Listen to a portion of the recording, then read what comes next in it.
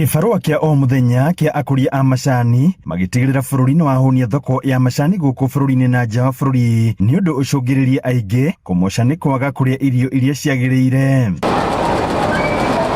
Maya meyumiritie hindi ya kambi ya urigitani itari marihi mwena wa gicicio Cinga Uthaya iria irahariririo ni itinga ria Cinga hamwe na honge itiganite kuria arimi mathurimitwo miri na gukeyumiria ati amwe ao mari na utingiaru wa indo cia bata mwiri-ini amu aingi ao matindaga migunda matarite kana kindu gia kumatithia utakumakania kana kiri na uguni hari miri. Ugakora arimi aitu mena mathina ma mahindi hari kindu kingi nakio kia bata muno turikitie ku note limwe ni undu wa arimi uguo igwa ndarona ndari ihinda ria kuona ria guthii ko prepare miru njega ugakora twina problem ya malnutrition mostly kuri ciana na nginya kuri andu akuru. Kuringana na mumemba wa bodi ya KTDA Zone 4 mirimu makiria ya maitho iria iri na gicunji kinene kia akuria a cai icungiririe arimi kwaga gutua macani maikiro iria irabataranika na kunyihia kiro cia macani. Screening haria na andu no makoeta karika undu ga itheru no murimi agitua macani aiko atari na yani kuona kwega ona no age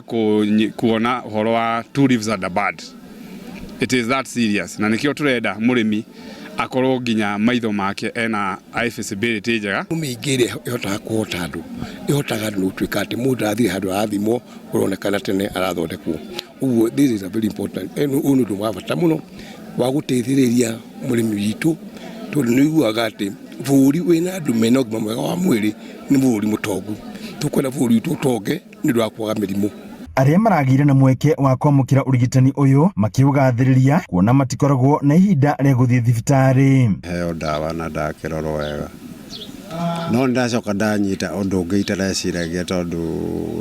ona niguo watuma heo dawa iria ndainuka nacio murimu itaroe wa kuganda maguru na gukuheahea na gukumakinya na riu ndakiheo dawa. Nie ndi ndakena muno tondu ni ndathondekwo na riu ona dawa ici ni njui ni ikuhonia ona ngwendaga muno thimirwo murimu wa cukari na ni ndona ndi sawa koguo riu ni ngenete. Handu-ini ha Inooro TV kuma kaunti ya Nyeri, Njeta Theuri wa Mbogo.